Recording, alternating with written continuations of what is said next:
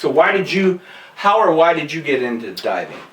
My uncle had been diving for many, many years, and he had always come over to the canal region and diving there. And then in the early 2000s, my sister and her husband had opened a dive shop down in Mexico, so I went down and visited and just ended up getting my... Wait a minute, who had a shop in Mexico? My sister. Your sister? Yeah. Yep. Oh. So she... But you say your uncle. What's your uncle's name? Turtle. Turtle? Yeah. He's Turtle. So Turtle and his wife have been diving since the late 70s, early 80s, and they'd come over to Hood Canal and dive. And they dove all over the world too. So. That's awesome. Turtle. Yeah, he's Turtle. Now, does he have an underwater sign for Turtle? When you're diving with Unc? It's kind of this. Yeah, it's the shock of it. It's like moving your thumb and pinky. Yeah. Yeah. The what? So this is Turtle underwater. But you said something else. The shock. It's Shaka? Instead of Shaka, it's the Shaka horizontal. Okay, so you mean Shaka Bra? Yeah. From Hawaii. Yeah. Because there's the other one, the Northwest. Not the Shocker. The Northwest. It's not the Shocker. Northwest Dive Club. Not the NWDC. Dude, that was funny. That was going around for a while. That was going around for quite a while. That made the rounds, yeah. On the board, yeah. Oh yeah. Yeah. They had a good time with that one. Okay, so Uncle's coming up to Hood Canal. Yep. So. And then so I'd kind of heard about it, and seen some of his videos and stuff, and then. Now, had your dad been diving? No, he didn't start diving until I think about 2008. Okay, so Uncle got certified first. Oh yeah, yep. And then you got certified. After Dad, or Dad got certified, then you? Dad was after me, yeah. So. All right. Anyways, that's kind of the order of things. So then you get certified. Yep. And then where were you diving? Because you live in Olympia. So where were you diving with Dad and Unc? They'd come over, and so I'd just go over when they come over. So about once a month. Okay. I'd just go over and dive. Hood Canal, yeah. And by the way, we're in Puget Sound. We are Puget Sound divers, and this is where all this is going on for all you people who are tuning in right now. We're Puget Sound divers. I live north of Seattle. He lives south of Seattle in Olympia. So most of Mike's stuff has been down in the Hood Canal. We call it the Hood. So who are you diving with? So let's say you've got 17 dives now. Yep. Who are you diving with? Yep. So when Uncle and family would come over, we'd just go do Sun Rock or Octopus Hole, or kind of local shore dives. We did a couple of boat dives, but very limited, and they'd have to be on really nice days. So then, because we're going to get into this. So then, how does Sun Rock come into play? How does the whole Sun Rock and the Yellow House? When does that come into play for you and your dad and Unc? Yeah. So Sun Rock, it's been there for quite a while. It's a marine preserve, so you can pay to go there and dive. And that's been set up that way for many years. And tell everybody what was Sun Rock, because it's a family. There's a family called... Yeah, so this Suns, S-U-N-D is their last name, and they own the property, and they essentially give you permission after payment to go dive there. So yeah. You can look it up online. It's all there. But, beautiful site. Great access. Parking and stuff. So are you going down to the shop and getting air, and that's how you meet? Yeah. So Hood Sport and Dive is the local shop there. They were partnering with Sun Rock property at the time, and you would get access from the dive shop and then go dive there. So yeah. Yep.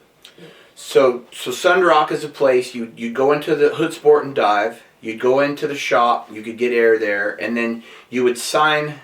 Yeah, you'd sign in, get a pass or get the key, and then you go unlock the gate and go dive. And in the beginning, Sun was free. There is a trail you can do, but it's pretty tough. And Tom Nick, by the way, had a key to the gate. His own personal key? Oh, wow. Do you remember that? No. No, good for him. You don't remember that? No. Yeah. Tom Nick, Sir Tom Nick. He's like, yeah, you want to go down to, I can't really talk about it because I've got a key to the gate. So there's a gate. You go into the shop. You would sign in, and then you could use Sundrock. Beautiful place, beautiful place. There have been a lot of cool stuff filmed at Sundrock. And so you're going there to Sundrock with Dad and Unc, Yep. and then how do you like get the in? Because when you and I first met, you had an in already at Sund. So over the years, I just got familiar with the site and dove there quite a bit, and I can't remember exactly when it was, but I actually met the property owner. His name was Jim's son, I think. Bob's son, and yeah, one of his family members and I had interacted and said, hey, he would really like to have some underwater video of the site and et cetera, et cetera. So just kind of took some time and got some stuff for him and. Put it on back in the day we had DVDs, so I put it to a DVD. Yeah, and presented it to him. Oh, so okay. He was really appreciative. Really thanks a lot, and yeah. I mean, pretty more or less gave me personal access to dive there. So for those of you, Mike is a videographer. So because of Northwest Dive Club, I would see Mike's videos on the forum, and it was like, I want to be like you, man. I admired you so much. You and Laura James, and I think that was about it. I mean, who else was doing video back in the crack of fucking caveman, I mean, it was pretty limited because you didn't have the easy, GoPro, Bluetooth. No, there was no GoPro. SIM cards and stuff, right? There was, so you had to go from. You'd have to buy this gigantic. Yeah, they were massive. I mean. You had the Light and Motion. Light and Motion Bluefin was the big one, but they were big, they were heavy. You had to, you had to kind of really take care of it and really muscle it around. Yeah. And over the years, they've gotten a lot better, and now to the GoPro side, but.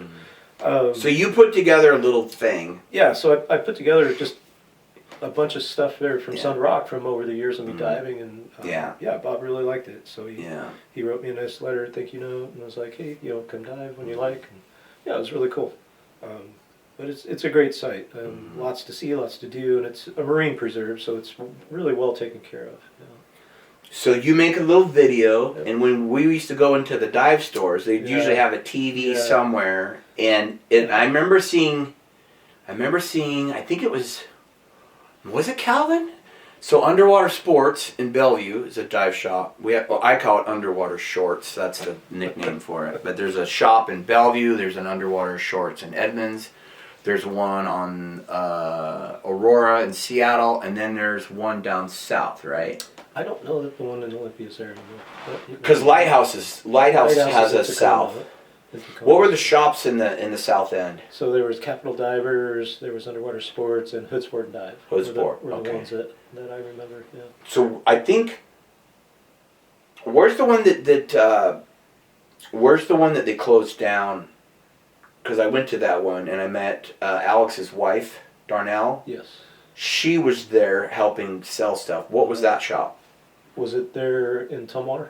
Yeah. So there, Capital Divers had two shops. So that was Capital. That was the second one for Capital. All right. They ended up closing that one at Tumwater. Yeah. So I go in there. It was closed and I go in there because I saw the sale, and then I'm talking to this lady and I didn't know who it was, and it was Alex's wife, Darnell, and she goes, "You're Chris, you're H2O doctor," and I'm like, how do you know my name?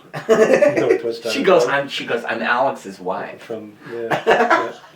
Yeah. Does Alex have a? He's Hood Sport Diver. That's right. He's Hood Sport Diver. Okay. Anytime that we throw out a nickname, it's from Northwest Dive Club. We call them handles. We all have internet handles. So this is MZ. His dad is Papa Z, and his uncle is Turtle.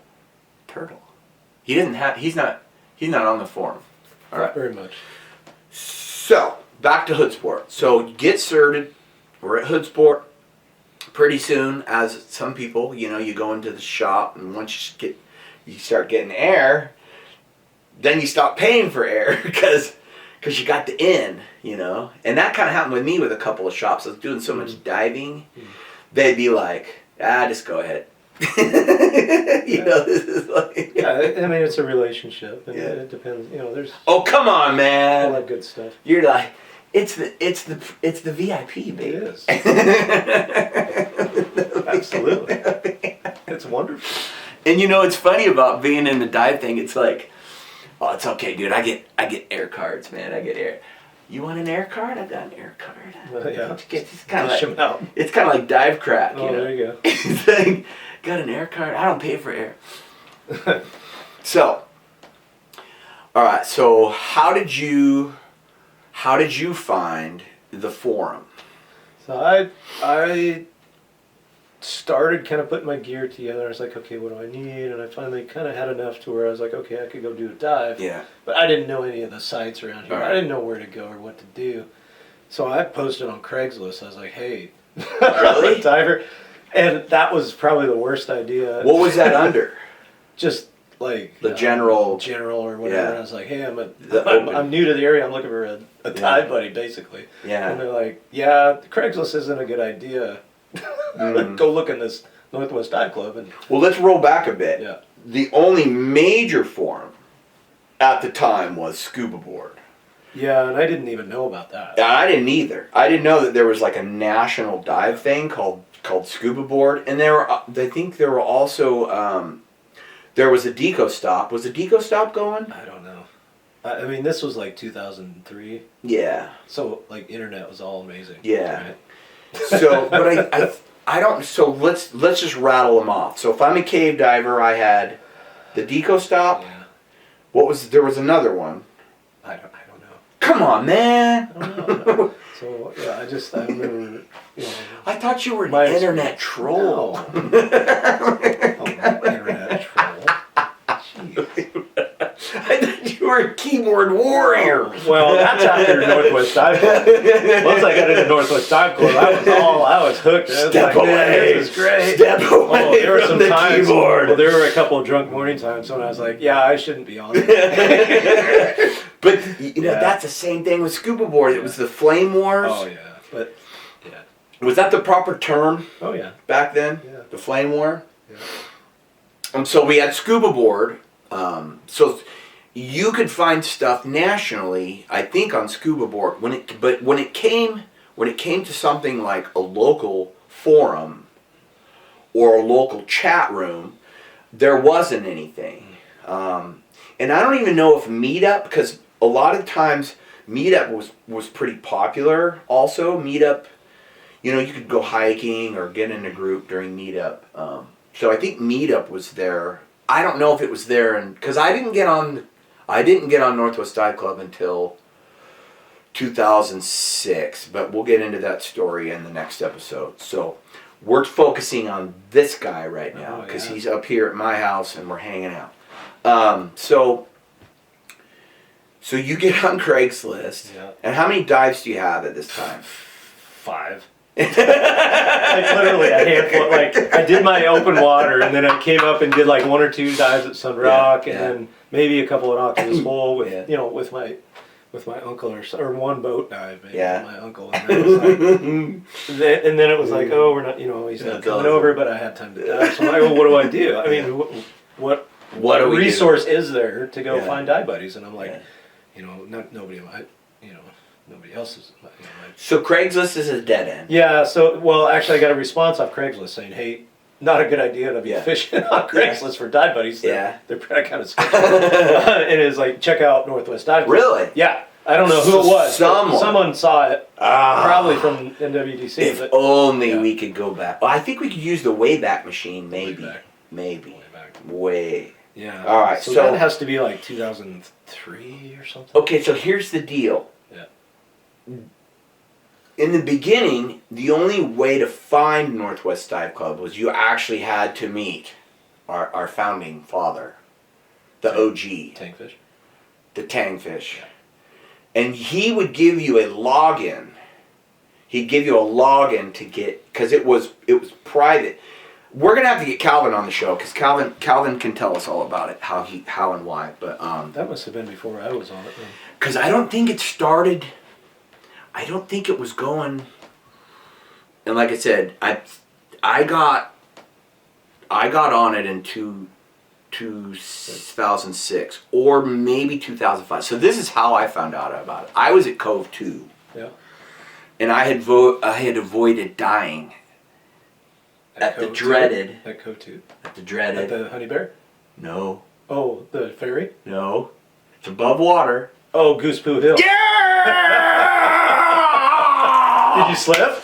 Dude, the Goose Poo Hill! Oh. That'll be another episode. Oh, yeah. We'll talk about Goose Poo Hill. Fuck. You know what's so... Did you slip and fall? No, I've never slipped, but you know what's funny about Goose Poo Hill is that I didn't know what it was. It was talked about all the time. Yeah. I mean, I was sitting there, I'm like, what? Cove 2?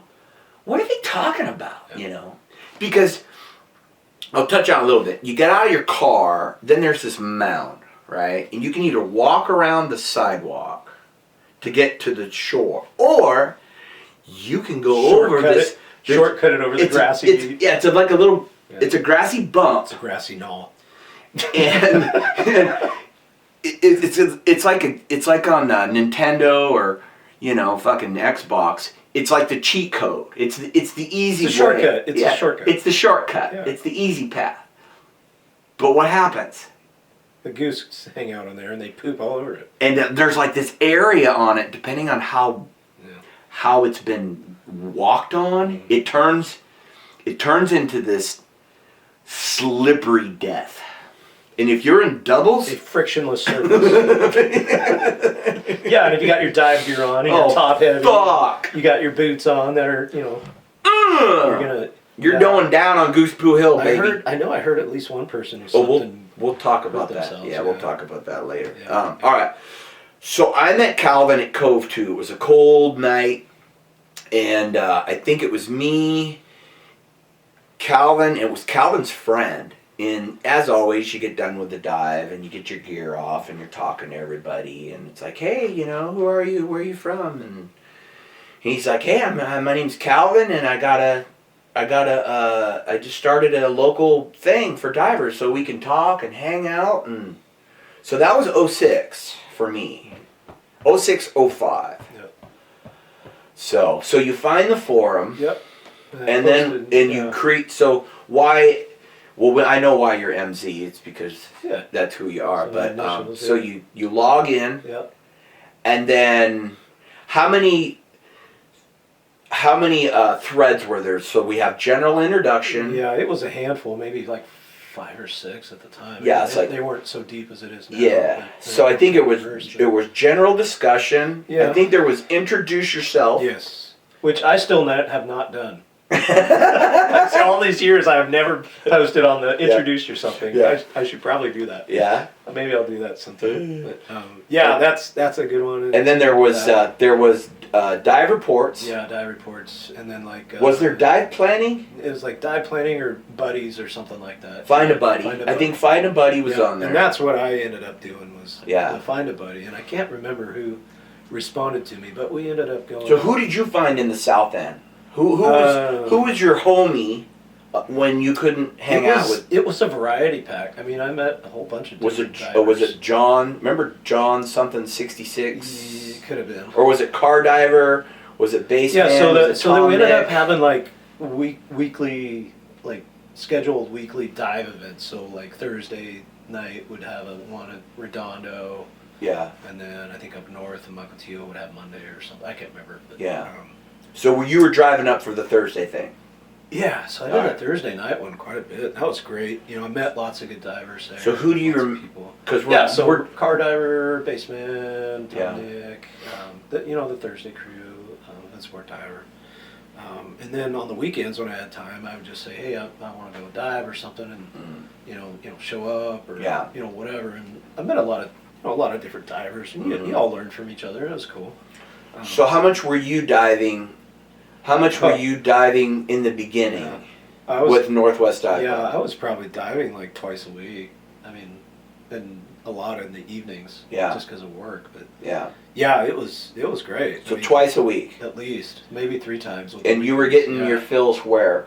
There in Hoodsport. Hoodsport, or the Tumwater shop. Yeah, Capital Divers. And so Hoodsport from your place is 35? Yeah, it's like 40 miles, so it's just short of an hour. So it is an From hour. Olympia to Hoodsport. Okay. Yeah, it's not too bad. I thought it was quicker for you. Well, if you drive fast. If you drive fast on nitrox. Yeah, no, so I mean, it's like 60. Dude, give me the long hose! I need more trucks! it's a solid 45 minutes. Remember that thread? Okay, so this is why Mike and I fucking love each other. Do you remember the thread? And this started a whole bunch of shit. This is a classic fucking MZ right here. He goes to the gas station, right? Oh no, this was April Fool's Day. Yeah. This is classic Northwest Dive Club right here. Yeah, So you gotta live. No, go ahead. Oh no, you tell me. No, so it was like. So how did it start? We were I talking don't about. know. Okay, so It was air fills got fills. going, and I Yeah. forget who it was, but it was one of the newer members. It was kind of like Dude, I trying to figure stuff out. I right? love So fucking people with would people. you'd get all kinds of. I love some the of them moves. were like legit, some Yeah. were like kind of screwing with you. Yeah. So you had to kind of like watch it, right? But it was fun. It was fun. Yeah. So it was like, hey, where do you get your air fills or something like that? Anyways, it goes around, blah blah blah. And April 1st comes around, so Papa Z and I were coming up to dive Hoodsport. So we stopped at the AM PM, and they had a tire fill station, right? And I'm like, I'm laughing I'm already. like, Dad, I'm like, Papa, we gotta like spoof this off the board, right? And so I took a tank out and I like pretended to fill it off the tire fill station. And Papa Z's filming me, and I'm like, hey, this one's only 25 cents or whatever. I forget what I said, but anyways. It was great. So we posted it up there, video and everything. We got all kinds of responses like, "Oh, you can't do that. You're gonna die," or like, "Oh my God, that's so cheap. How do you do that? What kind of adapter do you need?" You know, shit like that. And it just kept going on. The best one, I forget who asked about it though, because it was somebody down in Oregon, and I said, "Yeah, if you put your tanks in the trunk and you open the back gate, they fill it for you in Oregon, like gas, right? Like the gas." So that whole thing went around. And somebody, I forget who it was, somebody bought into it. Wait, hang on. Yeah. You can't pump your own gas in Oregon. Right, so that's the association is, hey, put your scuba tanks in the back, just lift the tailgate, and they'll fill your tanks for you right off the tire fill. Right? This is one of the classic. That was This classic. is a classic. It made the rounds for like a month or something. So ridiculous. But you know what, dude? This is what's funny, dude.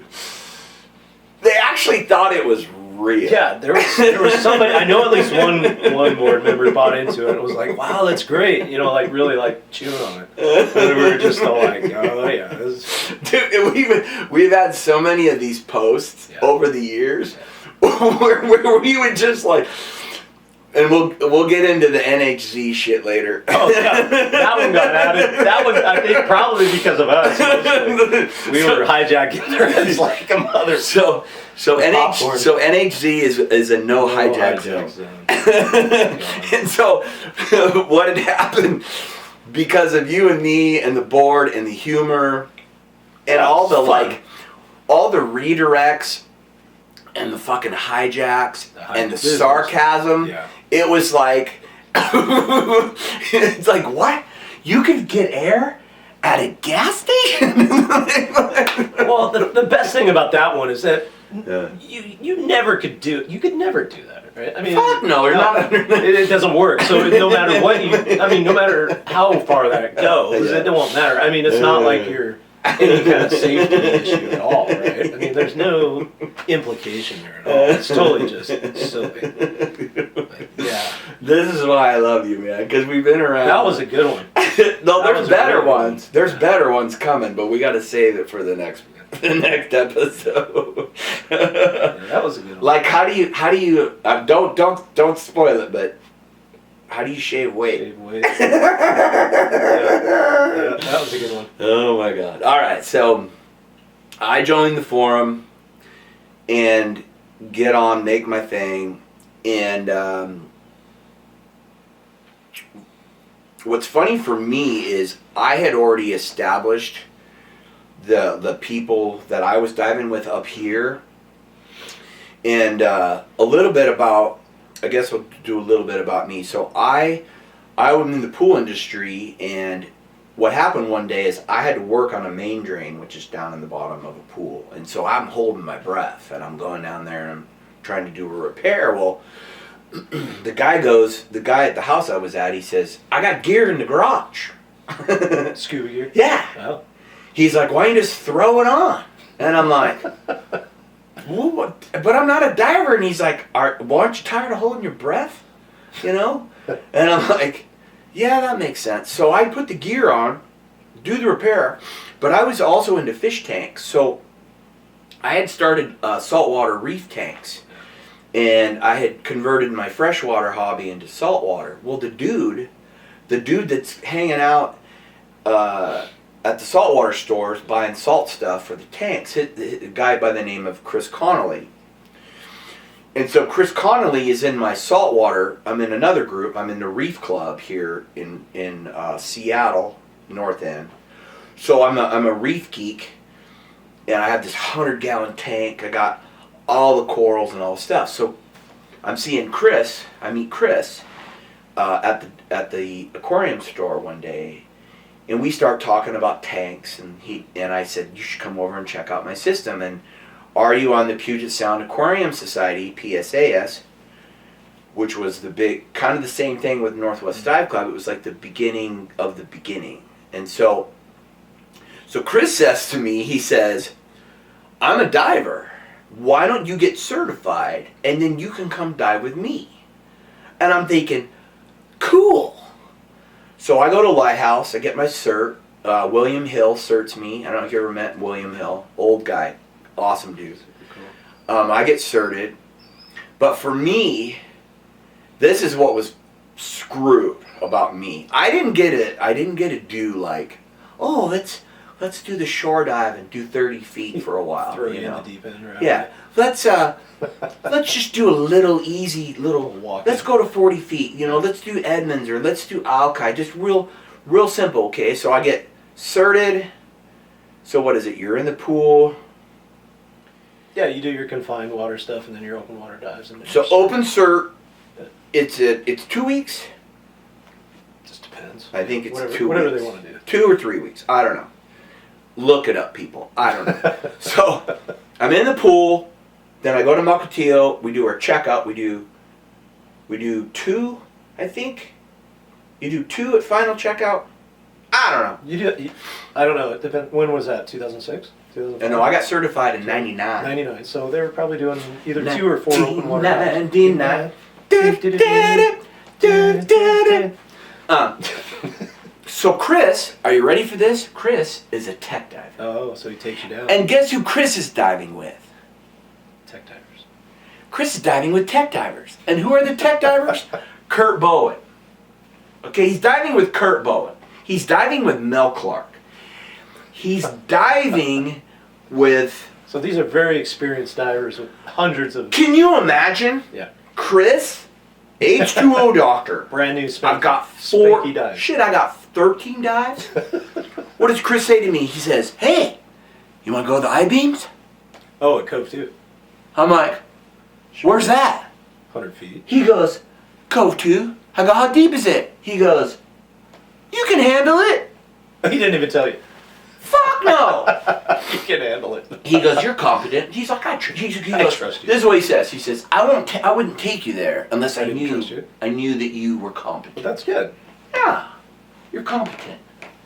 We'll talk about me later on. Oh, we'll talk about Oh, H2O doctor. Watch out for that guy. So my first dive, hang on, people. I gotta breathe. It's okay. No PTSD. Just I'm trying to put it out think. there. I'm trying to think. There's another guy I'm missing here. Kurt Bowen. It was like team of 4. so ADM magazine. Look it up. So I'm diving with people from ADM magazine, Advanced diver, right? Advanced Diver magazine. Phenomenal. These are like instructors, Dude, rebreather instructors. I drooled. Yeah. I drooled when I could get that this magazine. This is like a pretty gold opportunity. Fuck. So Bowen. I never dove with Rawlings. Yeah. Rawlings is an OG. Bowen. Is it McNamee? There's another one. McNamee. And then who's the John. Oh, Kurt. Yeah, Kurt. No, who's John in Bellingham that died on the rebreather? John. The instructor, yeah. I'm not sure. I'll get his name later. I'll put it in right here. There's his name. So I'm diving with all of these tech people. This is not shore diving. Chris is being slammed into the tech, like right off the get-go. So first dive, Cove 2. Next dive, Dalco Wall. On the boat on Bandito. This is like So how did Cove 2 dive go down to the I-beams? How did it go? It was cool because it was during the day. Yeah, but were you like scared? Were you like, oh my god, what am I doing? But no, you were okay. It was good because it was during the day. Yeah, which is good. The night dive. Oh god. Not so much. Huh? All right, so I'm on. So I'm on Bandito. Now I'm on Dalco Wall. On Dalco, which is what, current sensitive? Which is like tides, all that stuff. You've done Dalco Wall. I have not. You've never done Dalco Wall? I have not. Okay. It's lame. It's lame. Off of a boat? So we're on Bandito. Okay. Remember Bandito? Oh yeah. PNW baby. So Bandito Charters was a We're on Bandito. charter boat. He says, okay, we're anchored in 50 feet. You're going to swim that way, take your heading, and then you're going to see. Slope down. You're going to see the wall. All right. And a wall is an underwater cliff. Okay. So you come to the cliff. And then it drops down. Get out of the. So we get in the water, and there are probably 8 or 9 people. I think the boat holds. What's a full boat? 10, 12. 10, yeah. I get to the edge, and there's all these. The bubbles are coming. Yeah, right. That's cool. The bubbles, and for those of you who don't dive, you're looking at a black abyss, and these bubbles are just coming up. These are the bubbles from other divers? Yeah, because they're already on the wall. Yeah. So I'm looking down. So I'm on my Catalina 90. I got 3,600 psi. I'm at 90 feet. Chris is down below me at like 120, and Junior's above me. So we're all just flowing with the current. And I'm like, what was that? You're on a scooter? Or No, you're just drift diving. Yeah, because you drift to the end, and then it falls out into Sunrise. Because Dalco's right next to Sunrise. Yeah. So that's like dive 17. Your first 20 dive, you've hit like most of the advanced dives. So then Chris goes, and this was I wanted to do this, like, and I probably will. Chris is in Maui Terrace. So Chris is like, you ready for a night dive? And I'm like, heck yeah, bring it on. Because I'm thinking, man, this is easy peasy, you know. What's gonna be the difference about night diving? Have I told you this story? No. So what time of the year is this? My first night, I think it was. So when I got certed, we had that super clear Viz summer. We have summers here where Viz is like 40 feet. And Viz is the Viz. In like August, September, yeah. So there's a bunch of people. We're going to do Edmonds Underwater Park, swim from hell. And I'm like, bring it on, man. Night dive. I'm ready. So I dive. They were allowing night dives at this point. Because now they don't. Or you have to get a permit or something. Well, that's if you're going to dive after 10 o'clock. Yeah. And they're going to close the gate. So this was like... Yeah, we're there at like 6 earlier. Okay. About 8 people in the group. We swim out.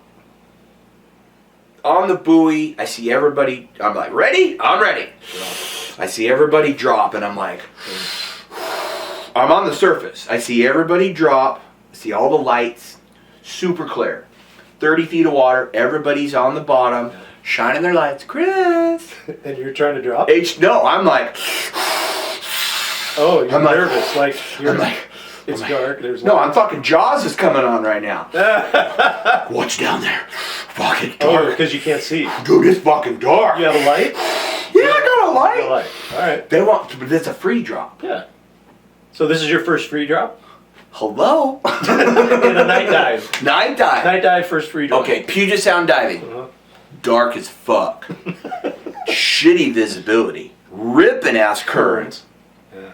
And if you don't have a good light, back in the day, if you didn't have a 10 watt HID. SARTAC or a 10 watt, whatever it was. I mean, if you had HID back in the day, you were balling. You're doing all right. Like I saw my fucking light cannon. And we're not talking LED. We're talking an incandescent one.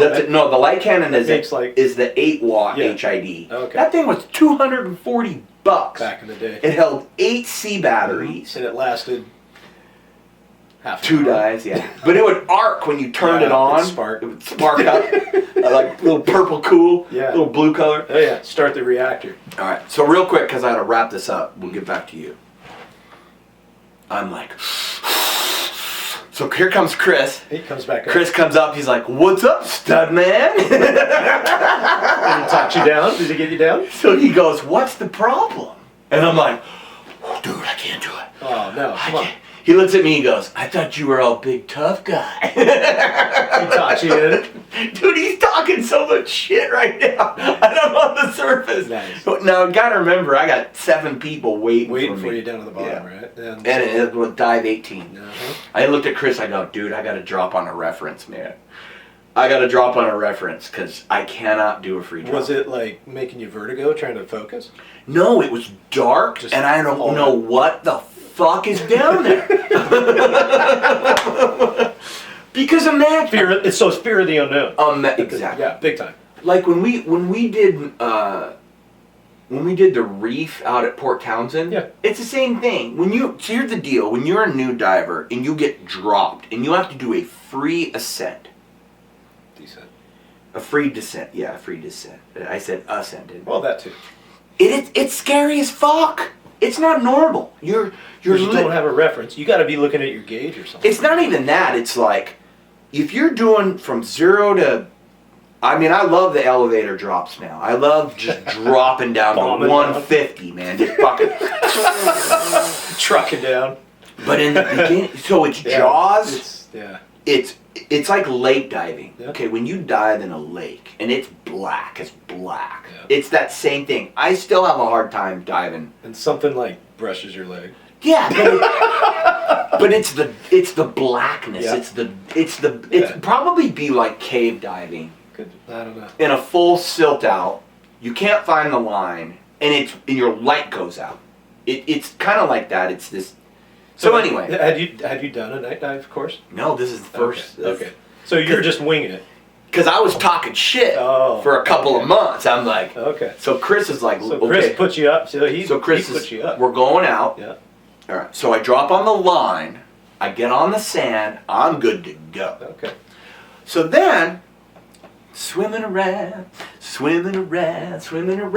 And now Edmonds has a ferry. The Edmonds Kingston Ferry. It is a very large boat. Edmonds Dive Park. It's a large boat. You can drive your car onto this thing, okay? Yeah. Like they ferry cars. Yeah. So yeah, it's a big boat. Yeah. It's like Ptolemy. Yeah.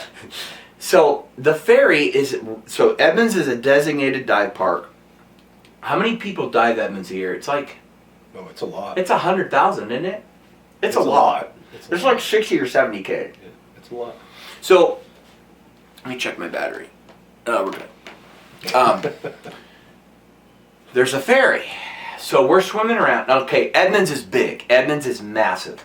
There's ropes, there's grid lines, and you can swim on a line. You can swim on this rope. You can swim on this rope. Da-da-da. It's mapped out. How far out is a swim? The swim's a bitch. 100 yards or 50 yards or what? Half a football If field? you're going to go out, Yeah. depending on current and surface current, 10 minutes on the surface. Easy. So a good 50 to 100 yards. Yeah, it's 2 football fields, minimum. So 100 to 200. So you can either do half the football field. It'd be like Florida. You know, it's so shallow there. Remember Florida? Yeah, we'll talk about that. So, we're about 35 minutes into the dive. I don't know where I am. No compass? I have my compass, Okay. but when I'm 17 dives, I don't know how to use my compass. You didn't take a reference or I have it. back or anything. I have it, but You didn't know which way to go. yeah, I know 1 in, 1 out. Okay. 1 in, Yeah. 1 in, 1 out, 2 back. That's how I use my compass. 1 out, 2 back. Here comes so The ferry. Edmonds, underwater, sound travels. Here it comes. You can hear the propeller. You hear the engine. Now, depending on the ferry, sometimes it's just. Sometimes it's in your chest. It thumps your chest. It hits your whole body. Here's Chris. Hyperventilating. Where are we? Are we swimming into the ferry lane? Now, do they have in the park? Is it marked like ropes and stuff, like stay Yes, out? but when you cut across the voids Right. and you're in the sand, You can't see. just like me and you at Redondo that night in the bottle field, Oh yeah. and I'm like having a freak out, and I go, Where are we? and you go, Look at my compass. and I'm like, What? and you go, Look. and I'm like, we get back to the surface, he goes, my compass is on my computer. Mine? Yeah. No, yours was. No, yours was. No. You had the Viper. It was on that? It was in your computer. So you're showing me your computer, and I go, I know how much air you have. I don't remember that. But when we got on on my compass. when we got onto the void at Redondo, it was flat. It's weird because it valleys and you get disoriented really easy. It's Dude, crazy. I was like, this is where you have to trust. Yeah, and we're like, what, 60, 70 feet? Yeah, but I had to trust you because I hadn't done Redondo. Yeah. Oh, that was your first dive at Redondo. And so I have to trust you because you know where we are. Yeah. So we're in the void, but it was the same thing. Chest is just pounding. And everybody else is fine, and we're swimming, and I think we're swimming Into the ferry. into the ferry But because you're next to it? because your mind underwater. Oh, yeah. When you get into the panic as a new diver, haven't you ever had that? New diver panic? Yeah. I've had it once in a canal on a dive when I was ascending. I think I got some vertigo, and it felt like I was in a washing machine. But haven't you had that panic where you go to a site, you're with somebody who's been probably at that site for years, but you don't know you don't know what's what. Haven't you ever had that where you're like, or are you just like, No. if I got to get to the shore? Yeah, I mean, just do your training and do your, trust your, Okay. Well, that was my mistake in the beginning because I relied on the person that I was diving with to save my ass. Well, as long as you're next to them and you can buddy up in time, I guess. Yeah, right. Give me the rig! Yeah. So here comes the ferry.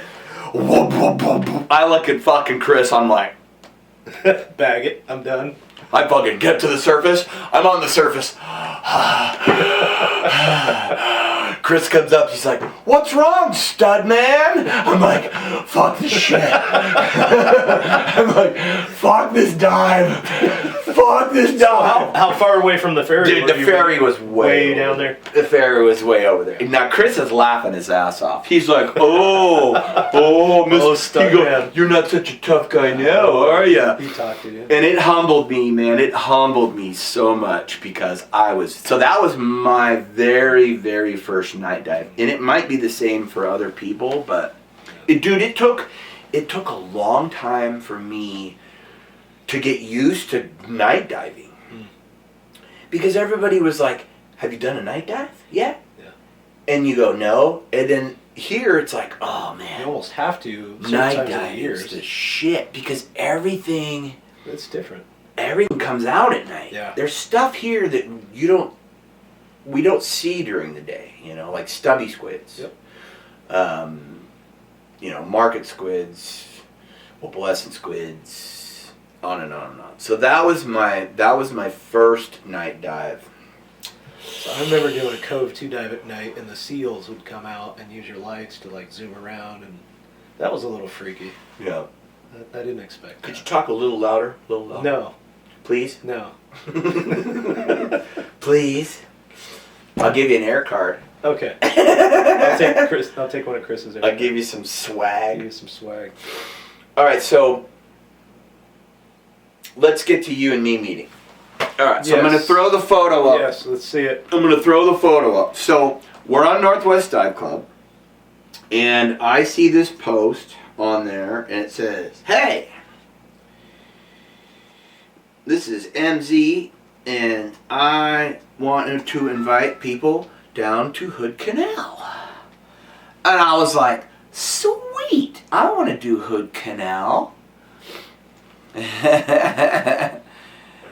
And so he throws up, come on down. Come on down. So I drive down to Hood Canal.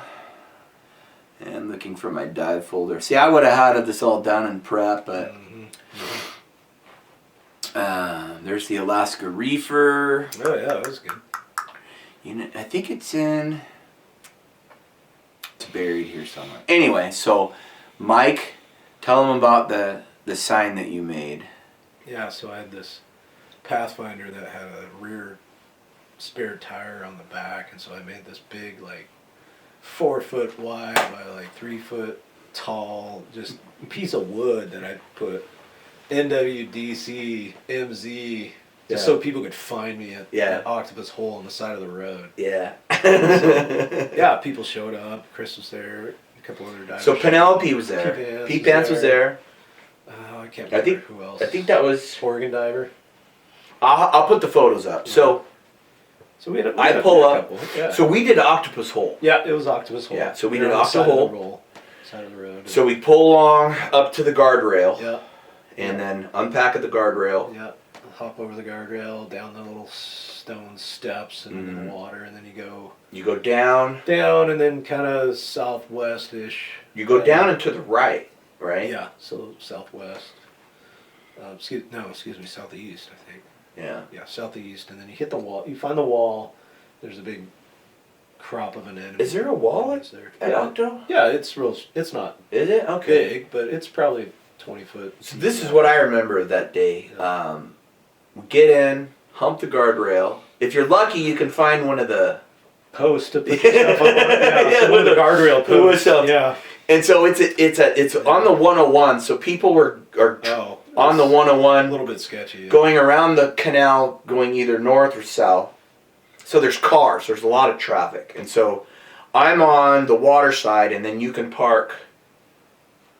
You could park across the street, you can right? park down and across a little bit, but it's there's a corner right before the pullout, so you kind of got to watch that. A little dodgy. Cars and big trucks and stuff are humping that thing. So. And so you go down the path, get in the water, and what I remember about Octo Hole is somebody had made like this little hut out of slabs. That was one of where the Octo was. There was like a. Come on. In the wall? No, at the site. Dropped down to about 50 feet, 50, 55. There was like somebody had made like a statue? Like a hole for an Octo. Oh. And there was one there, and then we went down, some more rocks. Oh. They were like intentional, like plates or something? I think there was one. Oh. There was one that like looked like it was like man-made. Yeah. Oh, I don't remember that. And then other than that, I don't know. I don't think there was much there. That's about it. It's just that wall, and then usually once you look in the wall, up and down, there's little hideouts for wolf eels or octo, GPOs. I remember later on when we would go down to Sund. If you get down and hang to the right, there's this as the rock comes down. Yeah. There was like this. It looks like this. Mm-hmm. You know where it's at. There's this slot, and you come onto the slot and you look into it into the right, and there's usually an octo in there. Yeah. And then the thing about people who go, if you want to know about Sun Rock and Hood Canal. Battery. Oh, battery. Hang on. We're back. We got 10 minutes left. 8 now. We got 8 minutes left. All right, so Sundrock, octopuses. You're talking about going around the corner. Oh yeah, going around the corner. So I was gonna say when it comes to Sundrock, the best bang for your buck there is wolf eels. Yeah. I think that's kind of like the guaranteed place where if you're a new diver, you can see a wolf eel. Yeah, experience a wolf eel for the first time is pretty surreal because they're so different. Even if you kind of look it up ahead of time, or look it up in a book or online now, it's like, okay, there's this thing, but then when you're like really in person with it, it's pretty surreal. Yeah. Well, and it's weird too because when they're younger, they're cute. Well, they're They're different bright color too. They're orange, orange and yeah. spotted and kind of stuff. They're cute. And then as they get older, Yeah. God, they get ugly. They get ugly from their facial features because that's the way they eat and stuff, right? They just get just ugly. get tore up, and so it's. What do they call him? The old man of the sea? Yeah. Yeah. But what's funny is when you see a wolf eel, like chomp an urchin, they eat the whole thing. I mean, They don't mess around. They take it all. No, yeah. That's what she said. Another Northwest dive club. All right. That's what she said, people. Yeah, it's like chomp chomp with the spines, everything, man. It just. So we're talking about Day Island and the resident wolfie, or no? No, if we're gonna talk about Day Island, we're gonna talk about Mr. Happy. Mr. Grumpy. Happy. No, Mr. Grumpy. No, we called him Mr. Happy? Mr. I Happy. thought it was Mr. Grumpy. It was both. Okay. Anyways, so back to wolf eels. Yeah, wolf eels were, and then on some of the dives, they don't come out of the den. No, they stay. They mostly stay in. Yeah. Unless you like. Some divers will entice them out, which I don't particularly agree with. Yeah, I don't mess with it. So what was Yeah. so what was cool about you is that you had the inn at Sundrock. You had the inn. Yeah, we could go dive there. Oh, but you also had another inn that we won't put on the air, but you had somewhere to stay also, as an inn. Yes. Yeah, come on, baby. Yeah, it was fun. Yeah, come on, baby. You know what I'm talking about here, people. You were like, come on down anytime, man. So that was another cool perk because I really appreciated the times down there, like for the weekend, hanging out with you. Yeah, because you were coming from way up north Seattle. That's Yeah. like 3 hours sometimes. If you hit bad traffic, Bad traffic, it's horrendous. a couple hours. Yeah. On a good day, 2 hours, 15 minutes. Yeah, so 2.5 hours. Because I can get down to Westport in like 2 hours 40 It's almost 3 back in the day. Yeah. to Westport. But you know the other thing cool about Sund Rock in this episode is there's this thing called the fishbowl, and there are days diving there in the fishbowl, just like all the big anemones and the rocks and probably one of the coolest videos that I've seen that came out of there was Aaron Moser, Agent 47. He had filmed a GPO planing.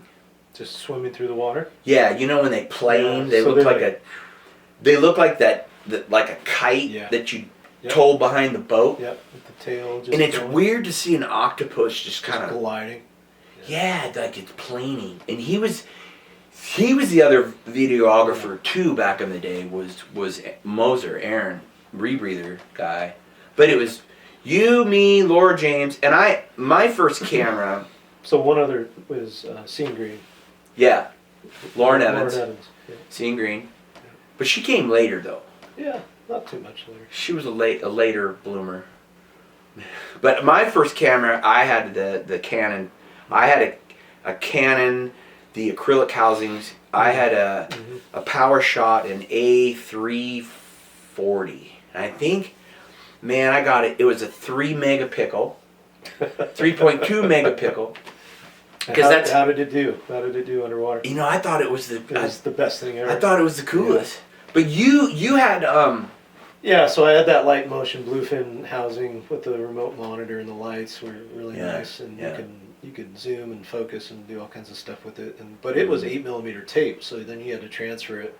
Oh, you had to transfer the whole thing, and then cut it up with video editing software. So it was a lot of time, but it was fun. You learned a lot. Yeah. And doing that, you learned a lot about your diving too, because you get that feedback when you're like, "Oh my god, I'm all over the place." I totally forgot that you had to take. Oh yeah, that was. You had to take the tape and actually transfer it. The whole thing. You might as well, the whole thing. Yeah, you might as well go to bed. Oh, I did. I totally did. And then you chop it up, and it's like 8 billion megabytes, like 8 gigs, and then you upload it to YouTube in like 3 days.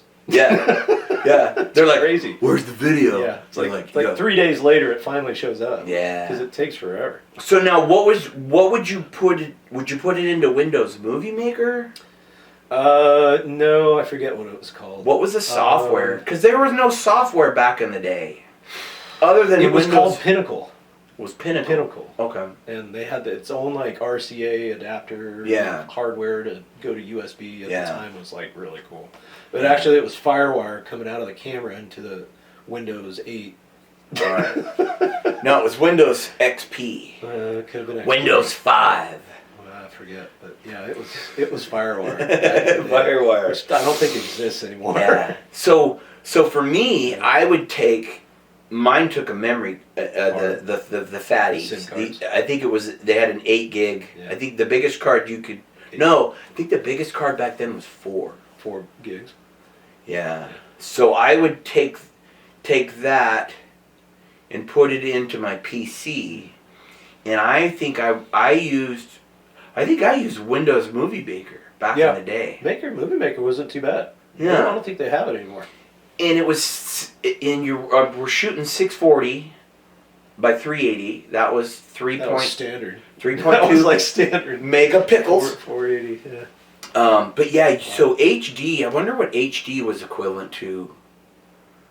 I mean, it's 16-bit, right? So when YouTube started going from like, standard to 720, they had like 720 in HD. Yeah. I would kind of mimic that when I would transfer it to the software. I did too. And I was like, oh, this is HD, so I'd set it to HD, and then I could upload it in HD on YouTube, and that was like the thing, right? See? And that's what I would do. I'm like, I'm gonna convert 640 into 720. Into 720.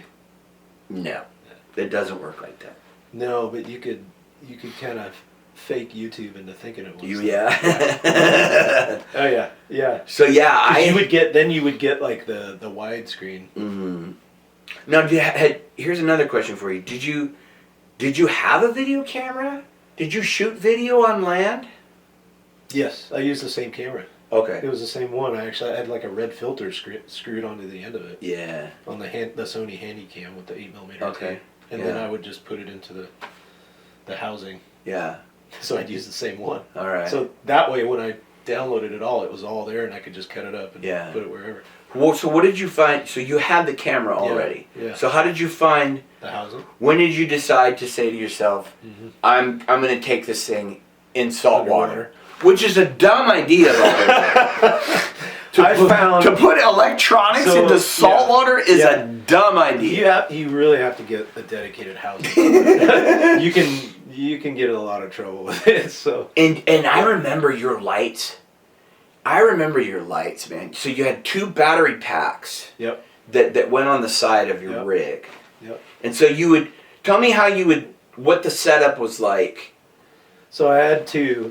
The very first one I had, I forget the manufacturer, but it was this big. I mean, it was literally a battery pack, and you could mount it on the back of your tank and run an actual handle. Oh, I remember that. Yeah, the coax. Yeah, it had the coax thing. Yeah, and I had, like, when you did your HID startup, I had to do the same thing. I actually had to like spark it to like neutralize it or something, and then connect it. Otherwise, it wouldn't work. I don't know what the deal was, but it was I remember big battery pack, and so you could use that. You could use that same battery pack to run the lights on the housing too. Yeah. And so I had one that was on my hand light and one that was running the camera light. And that was for like a year or 2, and then Well, how much was the initial cost of that aluminum beast? I bought it used. You found it used? Yeah. So what was the used price? $300. $300, okay. I don't know.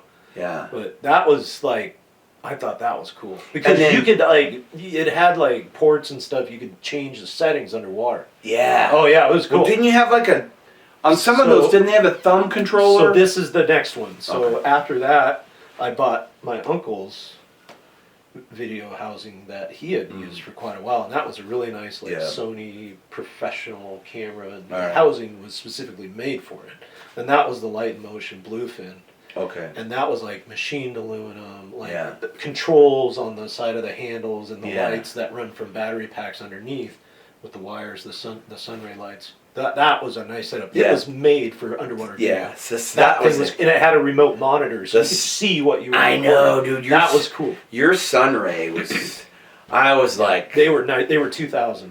They were like crazy The bright. sun rays were But the cool. problem was they were so bright they'd wash out a lot of stuff. It was too bright, and so Yeah. you'd wash it all out. Ah, and you're yeah, like, yeah. ah, crap. Yeah. So you had to kind of watch it. But here's another funny thing about our stuff back in the day. I remember so on some of those dive setups you'd have like that coax thing, Yep. right? Yep. And then you'd plug it in and Yep. it'd work. But then you get in the fucking water and there's a short in it somewhere. And it wouldn't work. So then you're like, wait a minute, bring it back up. We're back up, and you're fucking with the cable on this system, Yeah. on this light and motion Yeah. system. And I remember back in the day on some of those systems where you have a external, you had that coax Yep. To screw it in. with the collar on it, Yep. and you had the Pins. female and Yep. the male, Yep. and sometimes it worked, Sometimes it didn't. and sometimes. But when it worked, it was super nice. It Yeah. was so bright. Underwater, it was great. So for you get the light in motion, but the problem is then what do we call that? Transfer, video dump. Yeah. Just downloading it from the camera to the Yeah, computer. transfer. So the Yeah. transfer was Yeah. just, it was like cutting teeth. It was brutal. It was like all night and like part of the Yeah. next day or something. And sometimes, it'd freeze up or stop Yeah. and you had to start all over. So you were pretty much spending a whole weekend just punching Yeah. down your video. Well, here's the thing about video, and Mike's got to get going. Yeah, it's fun.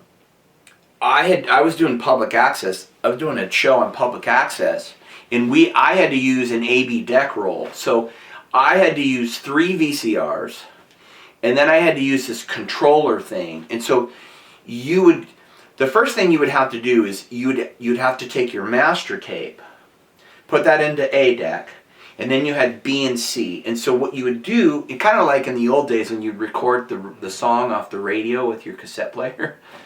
You'd put your master tape, and then you'd take all your shots and cut them onto decks. B and C. Yeah. Or you would cut them down onto the B deck, and then they had this thing where then you would add your Layers. key titler Yeah. for their letters. You'd have is it a chroma keyer? I don't remember the name. I don't know. I thought you were a video god, I bro. don't do VCR, man. Wasn't that freaking ancient? Jeez. So I had done public access, and so for me, when my dad, again, It's fun. we're dying again. So for me, I would transfer back in the day like you on the AB deck roll, and but my dad had bought a video camera, and that's kind of how I got into video. Is I was videotaping like Christmas and family stuff, Yeah, and yeah. and that's kind of how I got into the whole video thing. Dead battery. Is it still? It's still recording. Look at my nose. All right. All right, let's wrap it up. Wrapping it up. All right. We wrapping it. So this is the end of the first episode. It's me and Mike talking about diving here in the Pacific Northwest. Thank you for coming, buddy. Heck yeah, man. We'll have you Good back. times. We'll have you back at the house again, and we'll try to keep this going. Mike's a busy guy. Oh yeah, you got family and work and stuff. Yeah. So hey, buddy, thanks for coming. We're gonna get into some stuff, man. We're gonna get into some stuff. We're gonna get into strokes. We're gonna get into gear. Woo. We're gonna get into, we're gonna get into it all. Travel. We're gonna look back at the last. A review of NWTC stuff. We're gonna look the last back. What is it? 10, 20? 15 years, 20 years. 15, 20 yeah, years. close to 20 All right. probably. So thank you, Puget Sound. Thank you, Northwest Dive Club. Thank you, Calvin Tang. We'll see you again. Much love. We're out. It's awesome.